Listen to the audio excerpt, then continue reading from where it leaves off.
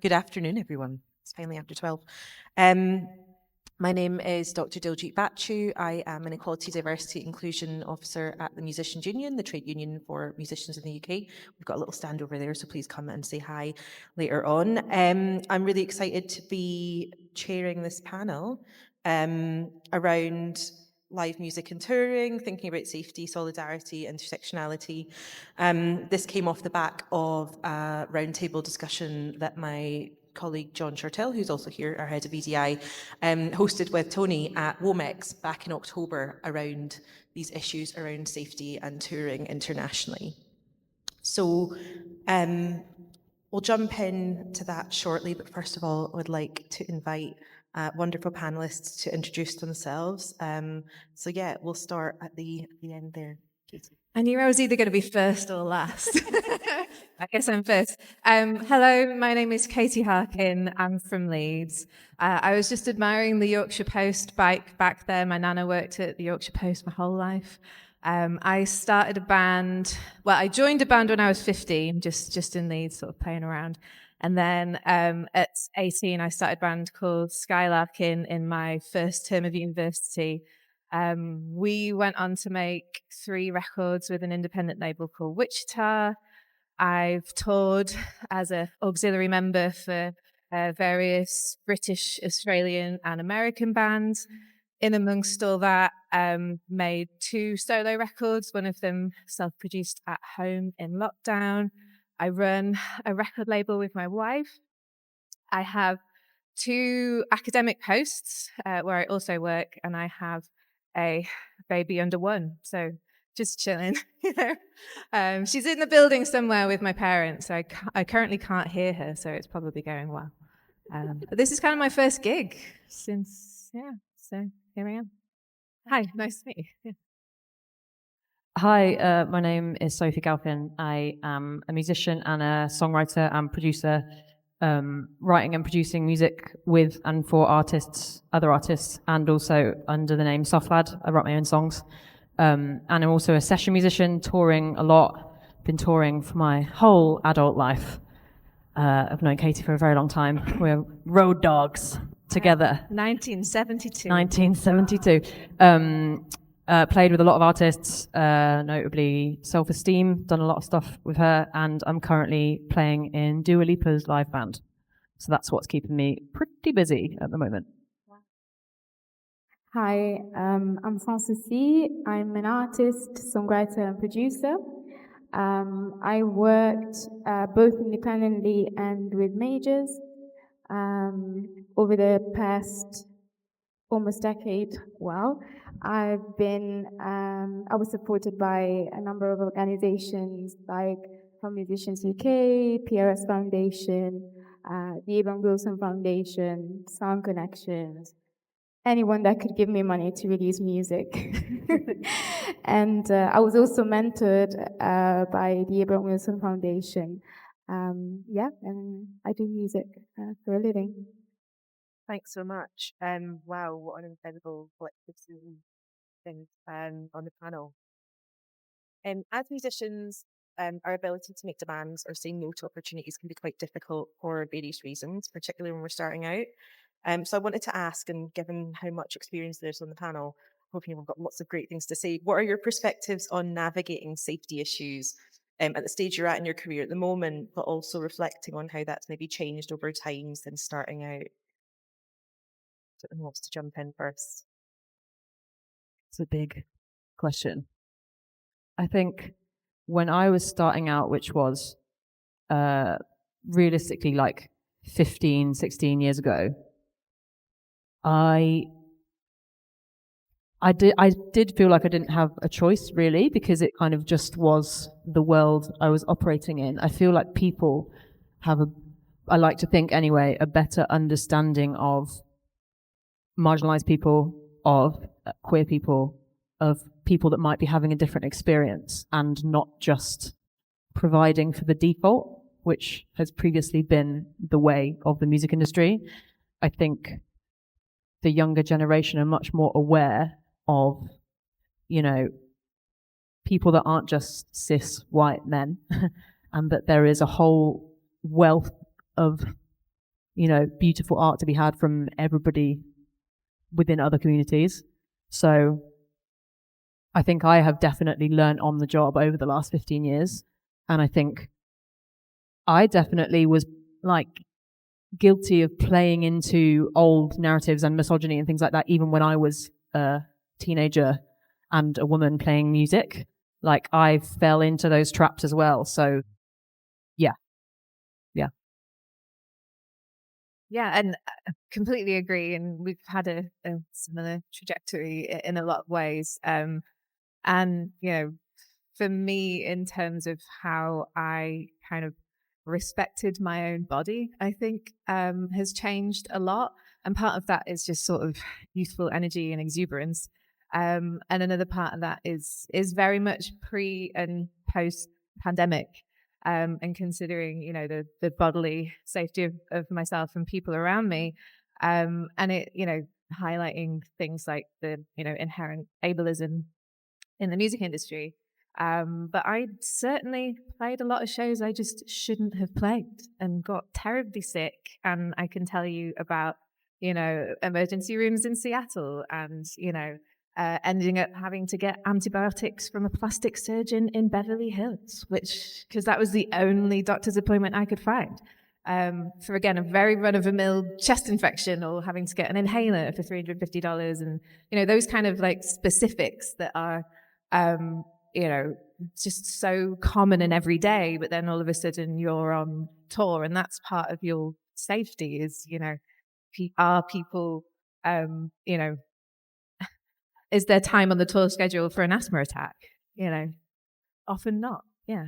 So yeah, that's kind of the big delineation for me. Yeah, I'm not extensively touring, but I've been playing to make sure that people get to know my music from the very beginning of my career. So I would say like being an immigrant is a huge part of my identity. And when I first moved to the UK, I took every gig. Like, I just didn't know what safety was. It wasn't my priority. I was just doing an open mic, and then someone was there, and they'd be like, come to our event, and then other people. And it was, to me, it was a very, I would say, naive, but also encouraging environment to move within. Then I also changed the way I was making music. At the very beginning, it was very social and political, and then it became very intimate and personal. And I came out as a queer person as I was doing music, so that wasn't part of the picture still. And when that happened for me, I started being more sensitive to the environment where I was playing. So one thing that was vital for me was to find people in my team, starting from my manager, that could really help me building a team that would recognize that safety was actually something I could keep into account. So I think it's something tailored to someone's experience. Thank you. Thinking about the experiences you've had, maybe observations that you've made, or experience, like things you've heard about in terms of how other people navigate it. And also, I guess, the things that you maybe do, you've obviously all touched on kind of navigating those boundaries and what that's meant and the learning that happens from doing. But I wonder if you can share kind of some of the sort of best practice or kind of good things that you've heard about, or ways that what are the things you do now? What are the sort of more sort of tangible, practical things that you maybe talk about when you're discussing touring, and what are the things that you put in place to help keep yourself safe? I've been on tours where kind of tour-wide there are meetings about LGBTQIA plus safety on tour, because sometimes when you're going to areas where it's not legal to be queer, like I've been on tours where it's like nobody is under any obligation to go to this place if you don't feel safe, like especially for like our trans friends or trans people on the tour. It's like, if you don't feel like that is something that you want to do, you don't have to do that, and your job is not affected. You can just come back, you skip that part and you come back for the next bit, and we will facilitate that for you. And things like that, where it's like, obviously we would rather that wasn't the case and that everybody could go everywhere, but there are the things in place to work around that in the reality of the world in which we are living. Obviously, we would like it to be different. But that, for me, is quite a new thing, you know, because I think, like you said, like there is this mentality, especially I think, like, I can speak for myself as a woman in the industry, like, you aren't afforded the opportunity to say no, really. You aren't afforded the opportunity to stand your ground on things that maybe aren't acceptable or other people wouldn't accept. I still struggle with it now, where I want to say yes to everything and I feel like I should, and that I'm ungrateful or rude or to say no to stuff, when actually no one's going to hate you if you say, realistically, no one's going to hate you if you say no to stuff if it's not what you want to do. And sometimes it's easy to forget that when you're starting out, because every opportunity is a big opportunity. I would say my experience as an artist, one thing that really helped me was creating a deck for touring, just sitting down and as a business owner, just thinking, what do I want my team to provide and look like, and what do I want my main values to be. And if you take the time to figure that out, I like to organize things, so if it looks good as well, it has longevity, and you can share it with your manager, or you can share it with people. You can interview people off the back of what you've taken the time to create. Taking the space to sit down and figure out what makes you feel safe on paper, I think it's actually really important. And I've also got that perspective of being the person that's planning the tour and choosing where I want to tour, and then, you know, being a small part of a very big machine that, you know, I have a lot less say in. So there's sort of different ways of navigating within both of those structures. But for artists that are maybe thinking about doing shows in other cities, other countries, you know, I would always encourage people to think about, you know, expanding your time in a city beyond one day, you know, if there's any way of making that affordable. And it can be looking to expand from just sort of traditional gig venues to thinking about in-stores. You know, is there an educational opportunity? Because it reduces the physical impact on yourself, environmental impact, and also it just gives people more opportunities to connect with you and you to connect with them. Not everybody can go to the gig in the evening. Not everybody has childcare and people that, you know, work at night. Maximizing your kind of experience of the music, traveling and touring that you're doing kind of by default will maximize your audience as well, because, you know, if you can also do the acoustic set in the cafe the next morning, then there may well be people that are like, oh, I really wanted to go to your show, but, you know, I was working and things like that. So yeah, just sort of expanding the idea of what touring can be. And as much as you might receive a routing from, you know, somebody that's going to be sitting behind a desk and not having to do those travel days, but you're like, ouch. Think about how you can expand it for yourself and have those conversations. If you've built a team, you know, say, I don't want to be in a different place every night if that's not going to work for you. Great. Something you reminded me of, like, a dream I have is of seeing a really thriving, like, daytime, like, bright and airy natural light gig culture. Mm-hmm. Like, I'm not someone that massively likes always being in the dark at night. I'm a home bird. I'll be in bed at 10 p.m. I like the idea of, like, changing up the, like, spaces like this even, Mm-hmm. and thinking about how they form part of gigging culture and touring culture. And also, like, I've been thinking a lot myself about, like, what does touring look like when I have a day job? Because I'm still a musician as well. It's like, actually, I'm not going to go away for a week, but I might just spread it out and do a date here and a date there. And it's thinking about that individual kind of breaking the mold, I think, is what I'm kind of hearing across it, is how are people doing things differently. What do you think are powerful acts of solidarity for LGBTQ plus musicians? So I guess I'm thinking about both kind of within and between LGBTQ plus communities, thinking about wider allyship. Like, I guess we've talked a lot about what individuals do to keep ourselves safe. So what are the things other people can do? What's that sort of collective responsibility towards safety and citizens? Notes. Yeah, because otherwise I won't remember. But thank you. From the LGBTQIA plus community, I think my main point would be honoring the space of questioning. I feel like labels are important, but we also need to remember that identity is something that keeps on changing, and just having a non-assumptuous approach to just talking about gender and sexuality. And I would say from a gender perspective, even just using they, them pronouns up until someone makes it explicit that they use different pronouns or they use they, them really helps. And just, trying to be respectful of everyone's space and everyone's journey would be the best practice. Then allies, I think policies within companies and businesses are fundamental. A practical example would be just introducing the policies from the recruitment stages and making sure that everyone is aware that that a company needs to prioritize people's safety.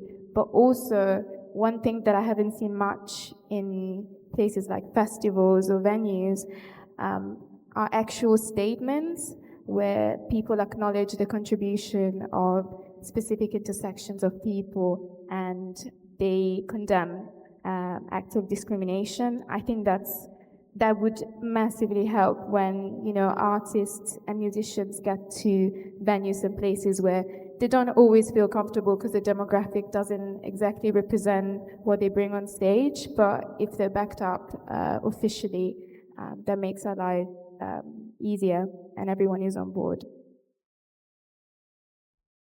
I think within the queer community, I think it's important to stand up for everyone and not just your own identity. I think it's obviously very easy to be passionate and stand up for the things that directly affect you, but it's also important to do that for people who maybe are having a harder time or a different time to you. I know that, a lot of our trans friends are having a really difficult time since the election of Donald Trump in the States.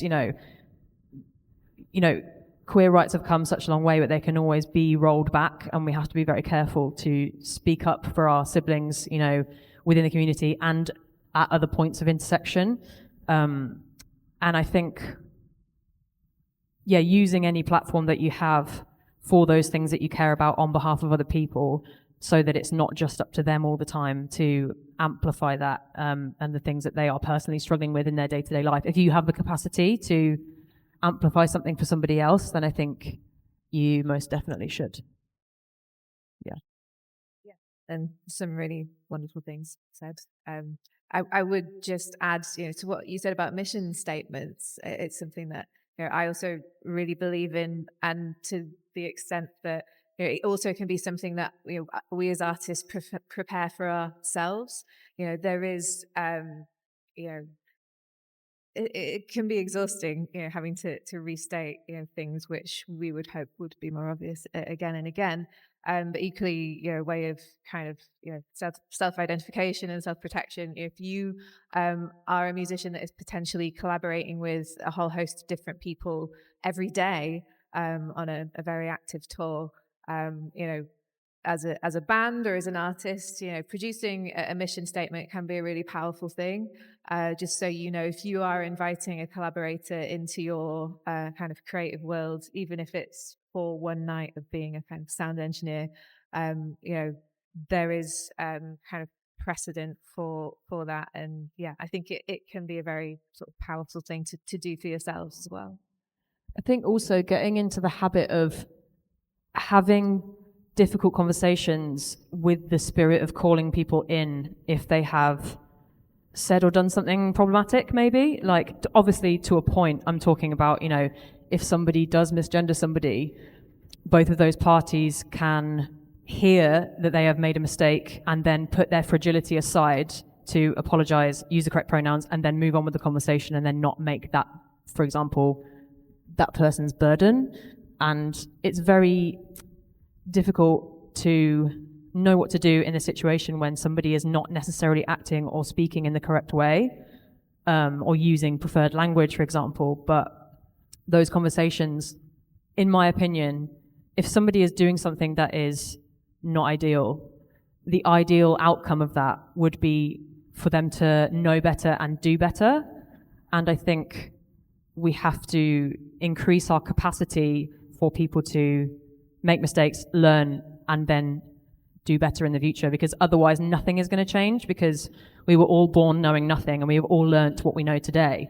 So you have to have the grace and the hope that other people have the capacity to do that, even if the current way that they're expressing themselves isn't the way that you might like or expect.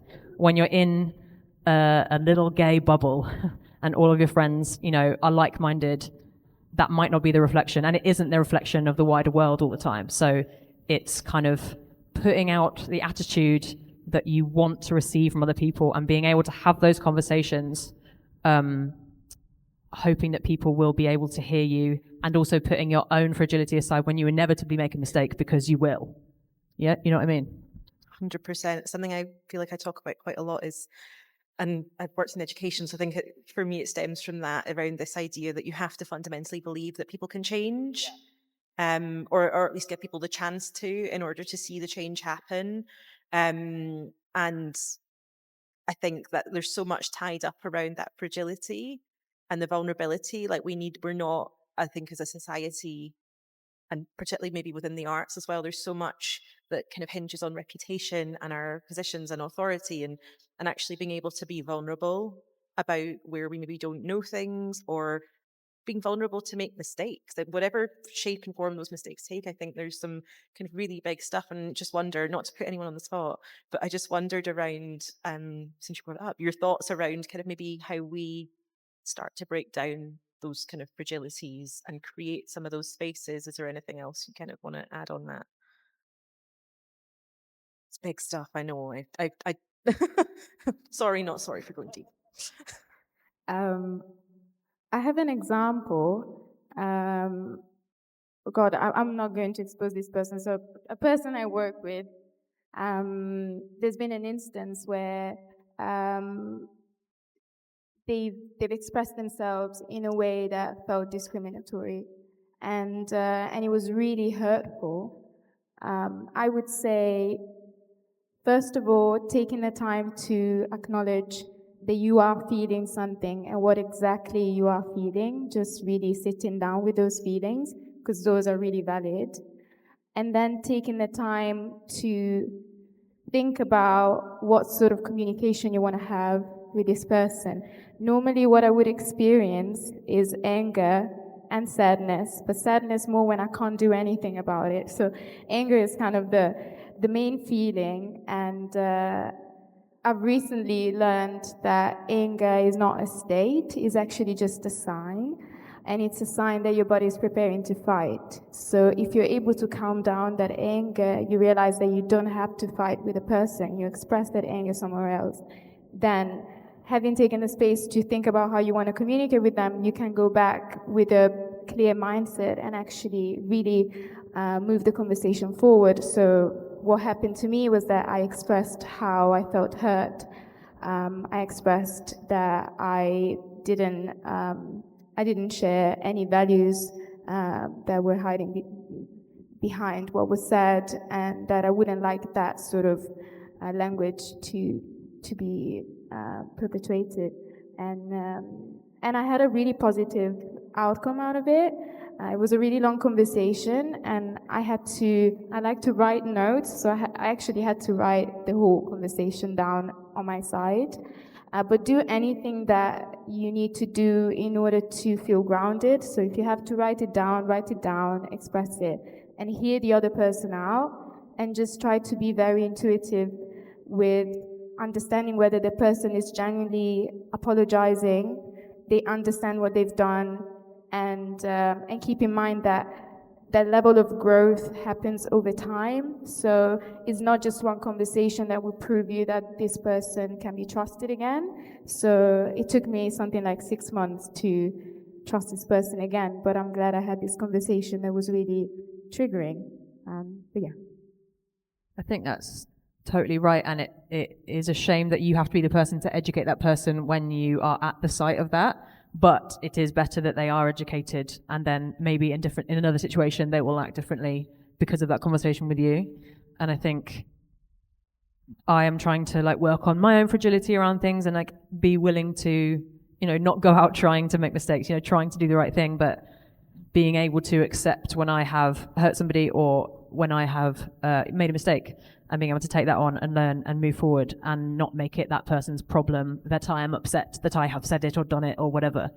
And I think if everybody does that and kind of is in the spirit of learning and education, yeah, like you say, you have to believe that people can change. Otherwise, what do you do and where do you put people that, you know, think these things and act this way? And just because you are at the site of a particular oppression, it doesn't mean that you are a perfect person or that you know everything or that you know anything. You know, you're just a person existing in the world. So, yeah, the spirit of education and rejecting fragility, I think, is the way forward. And the only thing I would really add to that is that if you perhaps are entering into potential long-term business relationships with people, ask them what their mediation processes are. You know, or if you're in a situation where you don't feel safe to advocate for yourself, there are, you know, mediation services that, you know, some of them are in the kind of charity sector, and some people are professional mediators. So again, you know, just remember that there are other people out there that can help you in that situation. There is a great burden on our own community to kind of go and fix our problems when the things that may have happened to us that are clearly we're not at fault. But equally, you know, seek support, external support, if it's something that you feel like you need someone that is kind of, you know, able to be in the middle of this situation. Thank you. Thinking we've talked a lot and heard lots about different intersecting identities already, and how that's kind of impacted on some of your different experiences. I wonder if we can talk a little bit now about kind of how you've navigated safety and solidarity in those intersectional kind of ways. What are some of the kind of assumptions that you've maybe encountered along the way? I guess assumptions that people might have made about you or that you've observed as well in terms of in these kind of different spaces, and guess the impact of those assumptions. I feel very lucky that mostly my safety hasn't been compromised, but like there's been stuff that has just been rude and boring to experience. Just like going into a shop to buy musical equipment with a male tour manager who is accompanying me, and someone in the shop, the man in the shop, talking to the tour manager, even though it's me spending my money buying the thing for the gig that I'm going to play. That guy just drove me there. Like, and yet the conversation was apparently happening between them. The assumption that you don't know what you're talking about, the assumption that you don't know how to use your equipment, you don't know how to play your instrument unless you prove somebody otherwise. And that's the kind of thing that I was sucked into as a teenager in the music industry, because mostly I was playing guitar and bass in bands with men in a very male-dominated environment. And in order to be respected, I had to other myself from other women. So I had to be like, yeah, girls are bad at guitar, but I'm not like them, and had to really like it girl myself out of, you know, like pick me out of the, you know, the music scene, because, and I really got swept up with that. If I saw a girl playing the guitar who was, you know, also a teenager, I assumed she was going to be rubbish until she showed her that she was actually really good. And like, if I was a woman in the music industry getting swept up by that, like what chance did those young lads 15 years ago have of like thinking any differently? So it's like unlearning that stuff, which is very pervasive in society, not just the music industry, is very difficult even when you're in it. So yeah, just people assuming that you don't know anything, and then also not having the space then to not know stuff sometimes. Like you're constantly on the defensive, like having to prove what you do know, that actually like the space for learning is then shut down because of these assumptions. And you can then, you know, perpetuate stereotypes further by being defensive or whatever. So it's. I have like 10,000 of those guitar shop stories. That's like, which one? I have been in a guitar shop with a female artist, and that happened to her. And there was literally a poster of her on the wall. And I was like, no, that gig, that's her. So yeah, no, I'm just like rattling through my Rolodex of guitar stories. But I think early on, thankfully that's when a lot of these things happened. And again, it was sort of 15 years ago. But it would be opportunities that I said no to because it just sounded like a horrible time specifically for me. So it would be bills where I knew what the crowds of the other bands were like, and it would be great exposure. And I was like, yeah, to get bottled and to get, coins thrown at us. And, again, I don't have too many sort of war stories like that, but it was more the pushback from my own team that I remember like truly hurting, being like, no, I don't want to do that gig with this band for 50 quid because their audience will be horrible to me, and they will be horrible to specifically me and not my male band members at the time. So that kind of thing. I mean, I don't know, I haven't been to a show with a horrible audience for a very long time, so maybe audiences have also gotten better, and perhaps that's one of the benefits of our kind of panopticon of social media and phones and things, and people being able to be called out for kind of less favourable behaviour, but that's perhaps too rose-tinted. But yeah, just feeling, empowered, and I should have at the time, but I have to forgive myself as a young person, to say, well, actually, if you're trying to force me to do this gig that I don't want to do, probably because it's good for you in the long run, maybe I shouldn't be working with you. No relationship, is worth kind of, working with someone that doesn't also make you feel safe. They're supposed to be on your side. As for me, assumptions, I would say, because I'm an artist and I also sing, everywhere I go, I'm the singer, possibly a black woman. So that's been generally the case. Sometimes it's difficult with your mental health because I write, I produce, I'm involved heavily in all of the stages of the creation of our music. So I remember actually feeling a bit sad when people would be like, oh my God, you're such a great singer. And then in my head I would think, do you know that I write and produce? And as you said, that thing of, oh my God, I need to actually let them know. And does it matter? It matters for me, or it matters that people understand that there's a whole world around what a person does, and you don't have to be a singer if people misgender you as a woman. And then obviously pronouns for me. I've been very lucky. Not very lucky, actually. I looked for people around me that would advocate for me. So everywhere I go, everyone knows that my pronouns are they, them.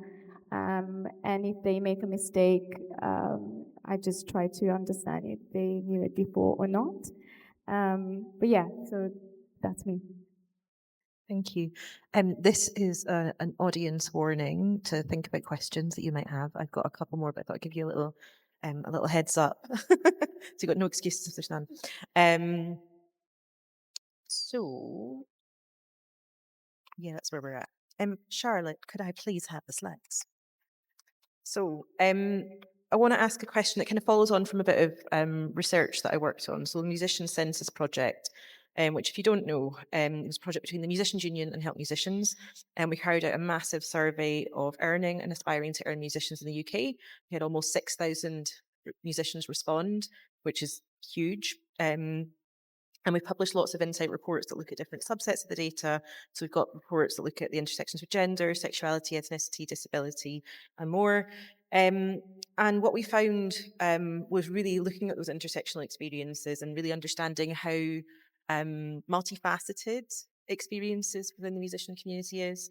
And one particular thing is we found that amongst younger musicians, those cohorts are just so much more diverse than older ones, certainly in terms of people who responded to the census. So I'll share a few of the things that are up on the screen. I'm just going to quickly jump up so I can see exactly how they're laid out. Okay, it's all split up. Okay, so the LGBTQ plus sample in the census is generally younger than the overall census sample. So 10% of LGBTQ plus respondents are aged over 55, and that's compared to more than a quarter, 27% in the overall sample.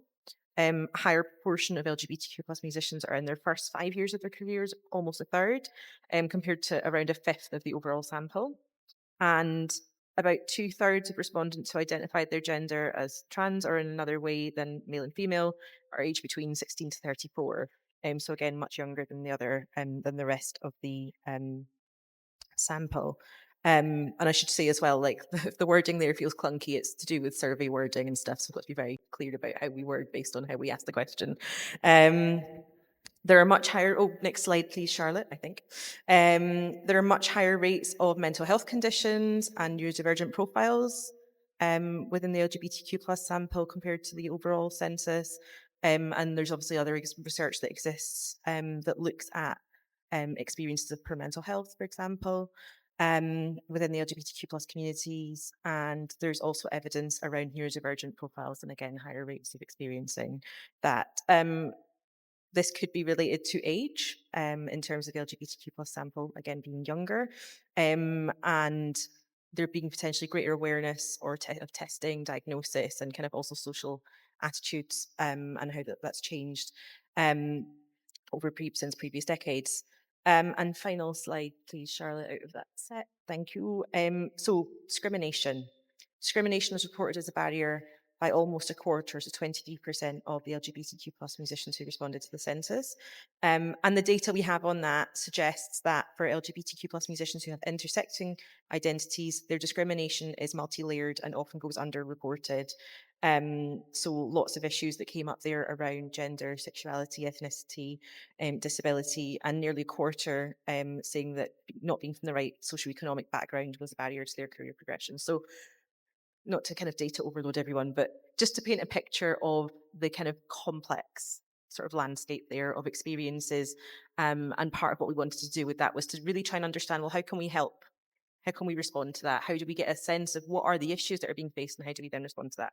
So we'll move on to the next slide, please. And then that's as okay. So I wanted to just didn't want to have discrimination stats. It's grim stuff. It's very grim research, but it's also really important research because it gives us an evidence base. So what I wanted to ask off the back of learning about this, of understanding that, going back to kind of the first point of the census data around the fact that the demographic has changed from what we see in the data. Younger musicians' profiles look very different. They look very different from older generations.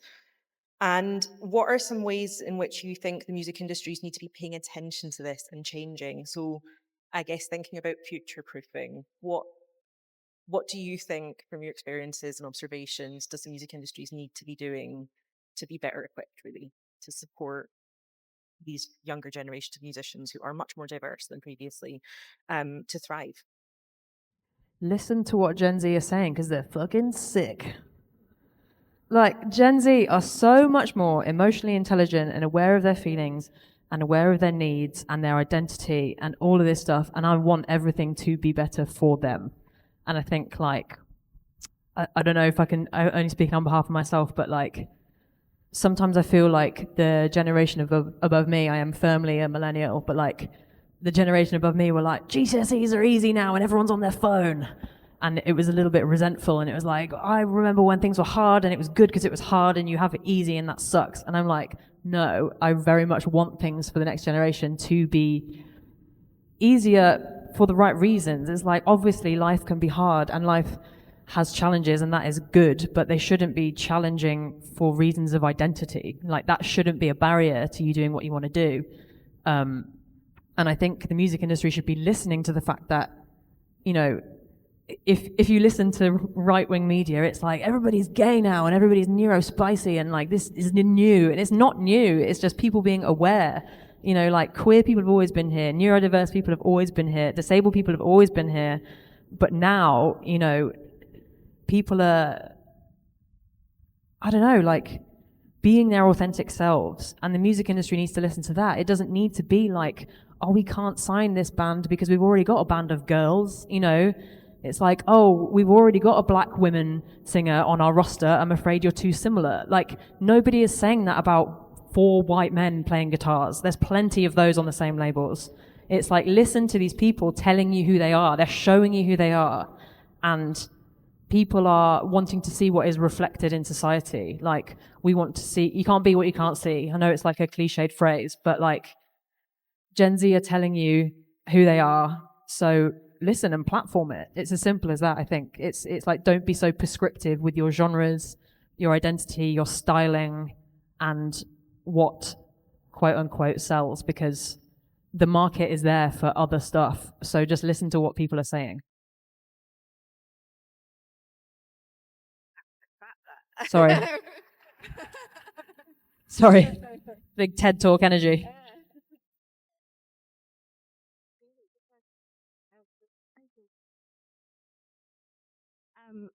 I second everything. And I think to add on top of that, I think, first of all, there's a perspective to be kept in mind.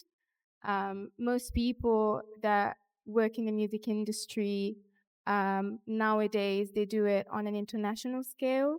So when we look at demographics, the white patriarch is a minority. So this is, to me, should be an invitation to actually look critically at the data that we have in front of us and take a true political stance and not being hypocritical about the opportunities that we're giving or not giving to people. That means that I do really believe that every single person should be a politician, and every institution, everyone working within the music industry should have a diversity and inclusion board where they assess this data and they understand whether they are representing themselves an obstacle for people to access opportunities based on all of the biases that make certain intersections being marginalized and not intrinsically minorities in the global scale. And the data is there. You know, there are people doing fantastic work to find it, and the data is there for us as artists. You know, this thing that we are sort of surrendering perhaps revenue for, the way that, you know, we can see who is listening to our music and to where where they are, and it is. You know, it's always been unforgivable to ignore the global majority, but now, you know, labels and kind of people in power in the music industry, like, I know that you know. You know, I know that you can see, you know, where people are also listening to music as well as, you know, where people are making it. So it's, you know, just losing kind of the idea of there being static identities is also, I think, really important, because, you know, the model of, you know, a band getting big on their first album, making sort of and playing those 10 songs for the rest of their lives is kind of, you know, the model. But it drives people insane. It, you know, it creates a kind of regressive culture because it doesn't prioritize innovation, which, you know, is bad for business. It's also really bad for art. So just as we, you know, we shouldn't expect an artist to kind of write the same song over and over again, and we wouldn't create the same music video for, you know, all of the different kind of artists on a label's roster. You know, the industry should be open to, you know, people expressing themselves as they are and who they are, and again, embracing the diversity which, you know, helps us make great art. Yeah. Thank you so much. And I think really like that, the globalization and bringing those perspectives, I think there's a lot to think about there when we think about what dominates in the music industries around, I'm going to try not to get on my soapbox, but looking at kind of global histories, colonialism, capitalism, and lots of the stuff that underpins a lot of inequality, actually. So thank you so much for bringing that to the panel. I'm going to open the floor now for questions. Great, we've got hands up. Amazing. Thought it was going to be an awkward pause, but no, you saved me.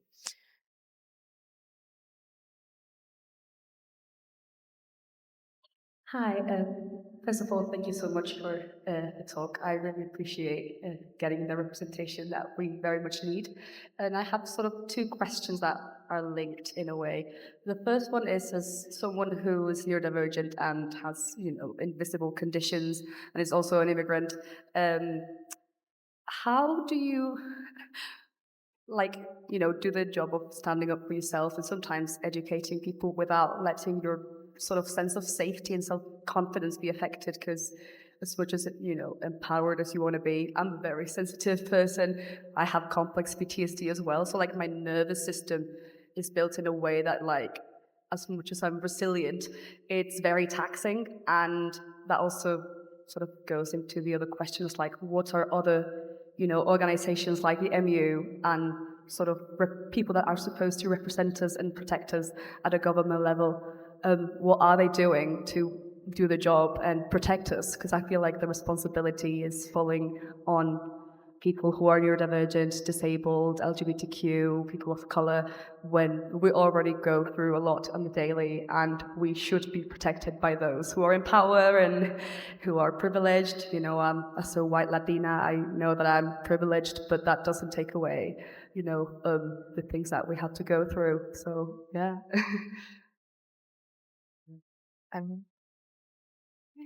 Thank you. I feel like I have a lot to share about this. Thank you for the question. First of all, in terms of support, in my experience, the NHS helped me. And finding the right people, it's been very traumatizing actually to go through so many different GPs to actually explain what I needed. But finally I found a person, even just, as a neurodivergent person, just calling your GP and saying, I would like to see the same doctor again because I had a good experience, is you're right.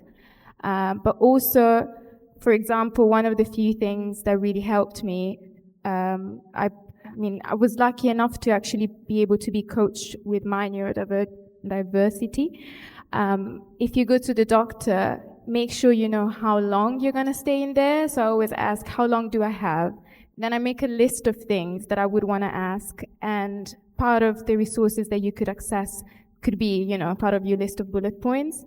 And I received a lot of advice, and I was put in touch with different people that could help me. And if you can't do it on your own, you can say it in your session, please could you help me yourself, and people will follow up. So asking, I know it's a lot for the body and for the mind, but these are your small rights within, this intersection.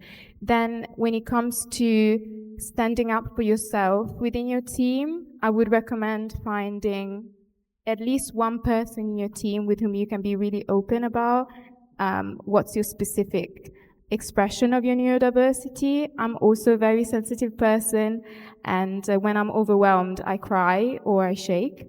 My manager knows, and I write everything down. And I think, when I go into meetings, I ask for an agenda, which really helps with the preparation so that you have your time to understand everything that's going on.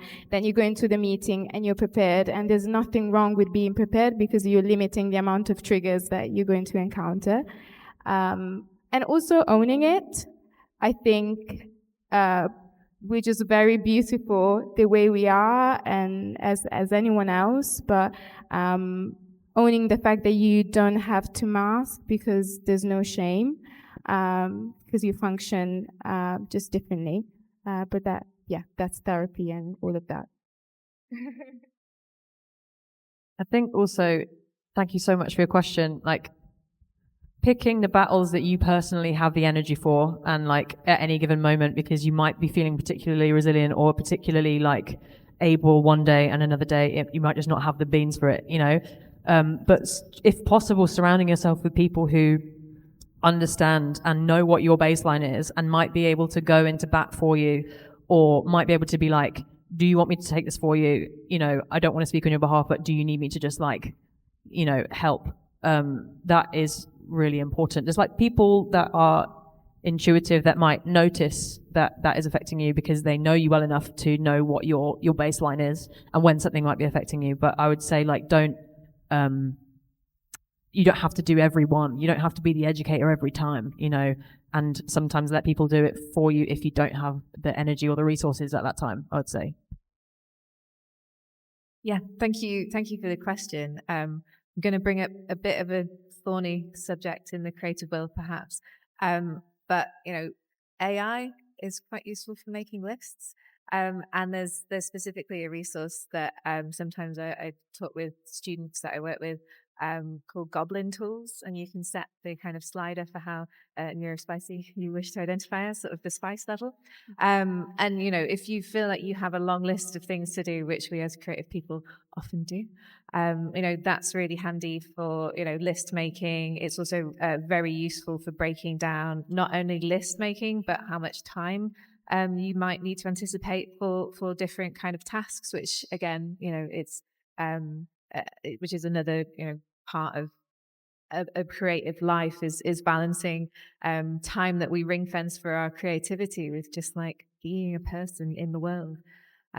So yeah, again, figuring out the tools that, you know, can help you. It could be something like an AI list maker. Equally, it could be the community that you've surrounded yourself with, and specific like allies within the NHS that yeah, can be found. And systemically, I have no idea who's going to help. Like, it's a great question, and you know, governmentally, I have no idea, which is a sad fact, but a great question to bring up into the ether. Yeah, I'd love to be like, and here joining us today is the politician, but like, yeah. Thanks, panelists. And yeah, just to respond as well, thank you for the question.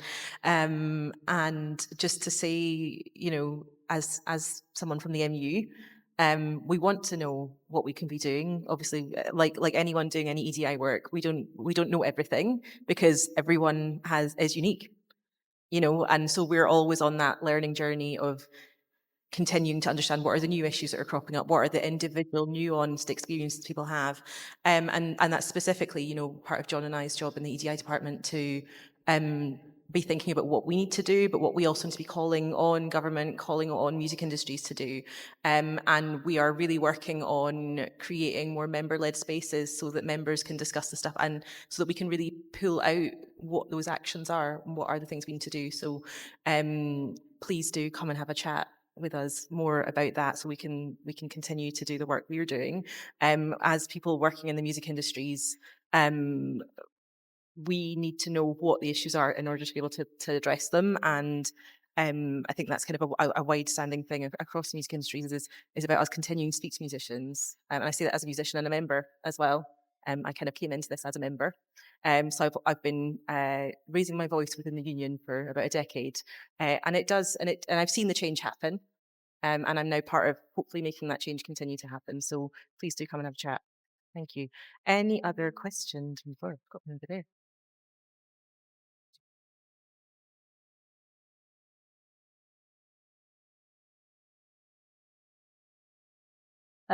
Hi, thank you so much for your insights. It's been really interesting for me. I was just wondering, in your experiences as artists and creators, have there been any places where you performed or created, or creative processes, or sorry, I'm trying to explain it.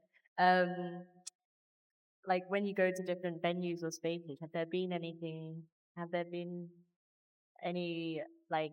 that have stuck out to you that have made you feel safer and made you feel like, oh, okay, I'm quite safe here and at ease here, and what things in particular might have stuck out to you or noticed that you've been like, okay, I haven't seen this before, but I really liked it.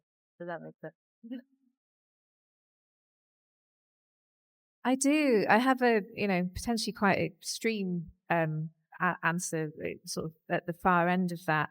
And thank you for the question. I had the privilege of playing at the Bataclan in Paris, which is a place that a great number of people lost their lives.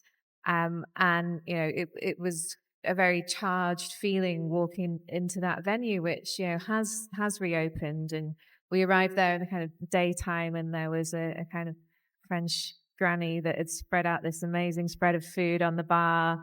And it was very, thank you for kind of coming back.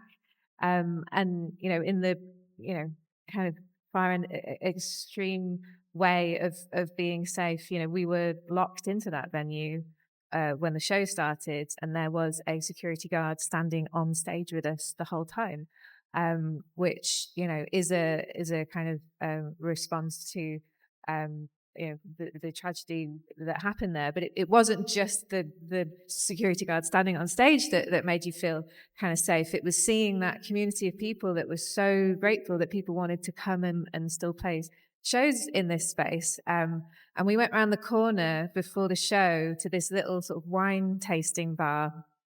And we spoke to him and we said, oh, yeah, we're playing around the corner. And, sort of, were you there that day? And he said, I was. And I used to stand here on my own all day and sort of see strangers walking past. And now the local communities come together. And now I stand here and see my friends walking past all day.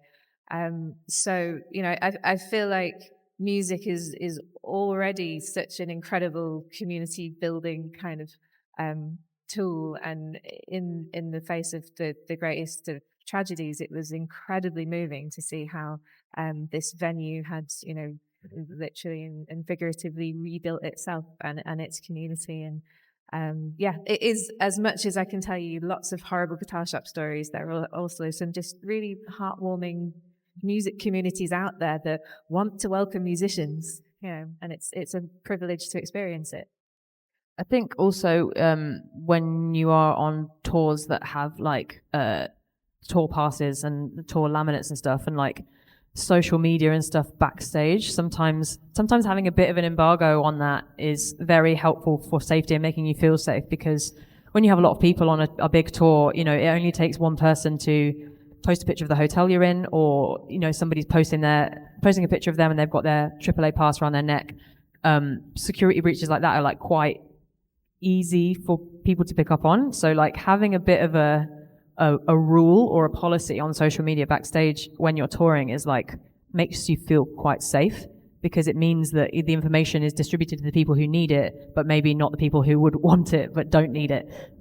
So I think that is important, and it's always worth bearing in mind if you're going to a gig of your friends or you've got a backstage pass or whatever, just like bear in mind, like you might want to show off to your friends, but like don't like post pictures from the gig, of course, like put it on your social media, but in terms of the security elements, like sometimes people don't think that like it's people's livelihoods, they're going to different cities and all of that stuff. Like that is something that makes me feel safe when there are like policies around that. Even just your tour van doesn't need to be laminate level tour. Like don't put a picture of your van on the internet. Don't put the reg on the internet. There you go. Yeah. Mm-hmm. I have a couple, not just a couple, but a couple that came to mind. Just two. So one was South by Southwest, which normally is really hectic, but because I like to over-prepare, I was over-prepared, and we did a great job with thinking about everything.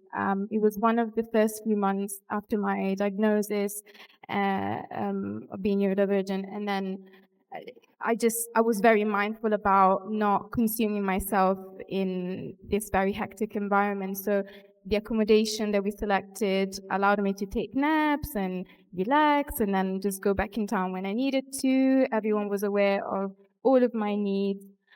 We did pre-production meetings on how we would get on stage, and literally just what are you plugging in? What are you doing? When are you coming on? When are you coming off? Like just making sure that you rehearse as much as possible what you have to do. And it also really helps when, you know that you have a rider and the rider is there, and, it just makes you feel calmer. And I asked for having even just a smooth space to be by myself, and every venue was really accommodating, even if it was, a Zoom to make sure that it will do. Just ask for what you want, and I would say there's a 50% chance that you get it. And then this year touring with this artist called Empress of was one of my favorite experiences, honestly. And I think because the audience was very queer, and we had loads of fun, and I think often people forget how much of an exchange of energy there is between the artist and the audience. So if you feel like the audience is part of your family and your children's family, you're going to have fun. So I think even being selective with who you want to go on tour with can be critical. Thank you so much. We've gone over slightly, so unfortunately, I don't know if we can take more questions. I'm looking over to Julie for a signal. So unfortunately, but I'm sure panelists will be happy to have a quick chat with people because I think there's a break coming up. So yeah, please join me in giving a huge thank you to Soucis, Sophie Galpin, Katie Harkin.